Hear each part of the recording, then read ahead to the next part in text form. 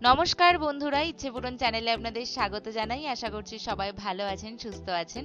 আজ আপনাদের সাথে আরো একটা নতুন রেসিপি শেয়ার করে নিচ্ছি। না, এটা মাছের পাতুরি না, আপনাদের সাথে শেয়ার করে নিচ্ছি নিরামিষ একটা পাতুরির রেসিপি, পনির পাতুরি। খুব সহজেই বানিয়ে নিতে পারবেন বাড়িতেই, আর খেতেও হবে দুর্দান্ত। মাছের পাতুরি তো অনেকেই খেয়েছেন, একবার ট্রাই করুন এই নিরামিষ পাতুরি। পনির পাতুরির জন্য প্রথমেই আমি নিয়ে নিয়েছি পনিরটা আমি ভালো করে ধুয়ে আবার জল দিয়ে অল্প একটু হলুদ আর লবণ দিয়ে একটু ভিজিয়ে রাখছি। এরকম করলে পনিরটা কিন্তু খুব তাড়াতাড়ি নষ্ট হয়ে যায় না, আর আপনারা যদি ফ্রিজে কিছুদিনের জন্য স্টোর করতে চান তাতেও কিন্তু পনিরটা স্টোর করতে পারবেন, এরকম যদি নুন আর হলুদ জলে একটু ভিজিয়ে রাখুন। তারপরে দেখুন আমি একটা থালায় নিয়ে নিচ্ছি অল্প একটু কালো সর্ষে, সাদা সর্ষে, কালো সর্ষেটা আমি একটু বেশি পরিমাণে নিয়েছি। আর নিয়ে নিয়েছি 6টার মতো কাঁচা লঙ্কা, আর নিয়ে নিয়েছি কাজু বাদাম, অল্প একটু পোস্ত, আর এখানে নিয়ে নিয়েছিলাম টক দই।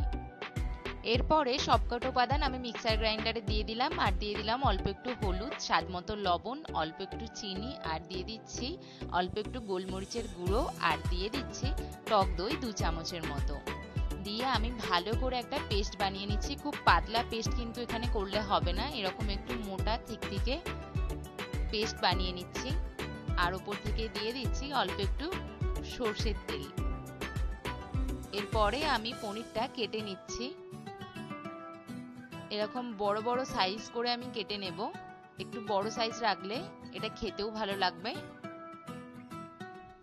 দেখুন আমি এরকম সাইজ করে কেটে নিয়েছি। আপনারা যেরকম সাইজের চাইছেন সেরকম করেই কেটে নিতে পারেন, কিন্তু এরকম একটু বড় রাখলে ভালো হয়। আর এদিকে নিয়ে নিয়েছি কলা পাতা। কলা পাতাটা আমি ধুয়ে নিয়েছি পাতুরির জন্য।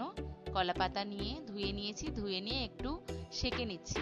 আমি এখানে কড়ার মধ্যে উল্টে পাল্টে সেঁকে নিচ্ছি, যাতে ভাঁজ করার সময় কলা পাতাগুলো ফেটে না যায়। আপনারা চাইলে ডাইরেক্ট ওভেনেও সেঁকে নিতে পারেন। দেখুন সেঁকে নিয়েছি সবকটা কলা পাতা। এরপরে দিয়ে দিচ্ছি অল্প একটু পেস্টটা দিয়ে দিচ্ছি, ভালো করে মিক্সড করে নিচ্ছি সরষের তেলের সাথে। দিয়ে সর্ষে, পোস্ত, কাজু বাদামের পেস্টটা দিয়ে দিলাম অল্প একটু। এরপরে উপর থেকে দিয়ে দিচ্ছি একটা পনিরের স্লাইস, তারপরে আবার উপর থেকে দিয়ে দেব পেস্ট। এরপরে আমি কলা পাতাটা ভালো করে ভাঁজ করে দেব। ভাঁজ করার সময় অবশ্যই লক্ষ্য রাখতে হবে কলা পাতা যাতে ফেটে না যায়, আর লক্ষ্য রাখতে হবে কোনোভাবে লিক না করে, এমন ভাবেই ভাঁজটা করতে হবে। দেখুন আমি ভালো করে ভাঁজ করে একটা সুতোর সাহায্যে বেঁধে দিচ্ছি।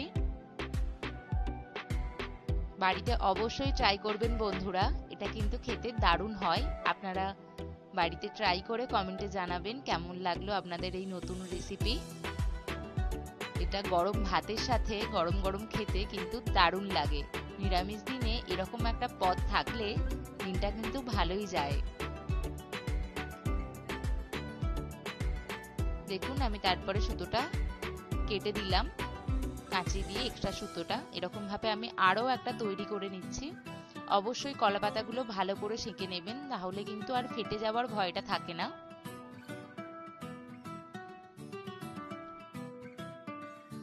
এই রান্নাটা কলা পাতা ছাড়াও কিন্তু আপনারা কুমড়ো পাতা বা লাউ পাতা, নরম পাতা দেখে সেই পাতা দিয়েও করতে পারেন, সেটাও কিন্তু একই রকম টেস্টি হয়। তাই আপনারা বাড়িতে অবশ্যই ট্রাই করবেন বন্ধুরা।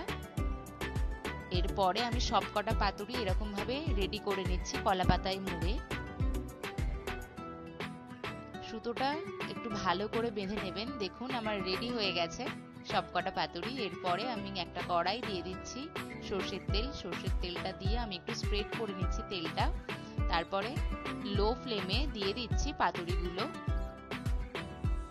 রান্নাটা অবশ্যই লো ফ্লেমে করবেন, আর অবশ্যই সরষের তেল ব্যবহার করবেন বন্ধুরা, কারণ সর্ষের একটা ঝাঁঝালো গন্ধ আর ওই সর্ষের তেলের একটা ঝাঁঝালো গন্ধ এই রান্নায় কিন্তু টেস্টটা বাড়িয়ে দেয়। দেখুন 5 মিনিট পর আমি উল্টে দিচ্ছি, উল্টে আরো 5 মিনিট আমি ভেজে নিচ্ছি। তারপর নামিয়ে নিলেই রেডি গরম গরম পনির পাতুরি। খেতে কিন্তু দারুণ হয় বন্ধুরা, বাড়িতে অবশ্যই ট্রাই করবেন। ট্রাই করে কমেন্টে জানাবেন আপনাদের কেমন লাগলো এই নতুন রেসিপি। গরম ভাতের সাথে এই গরম গরম পাতুরি খেলে নিরামিষ দিনেও কিন্তু খাওয়া দাওয়া মন্দ হয় না। তাই অবশ্যই বাড়িতে ট্রাই করুন এই নতুন রেসিপি। আর ভালো লাগলে একটা লাইক, শেয়ার এন্ড সাবস্ক্রাইব করে দেবেন, আর কমেন্টে অবশ্যই জানাবেন বন্ধুরা আপনাদের এই নতুন রেসিপিটা কেমন লাগলো।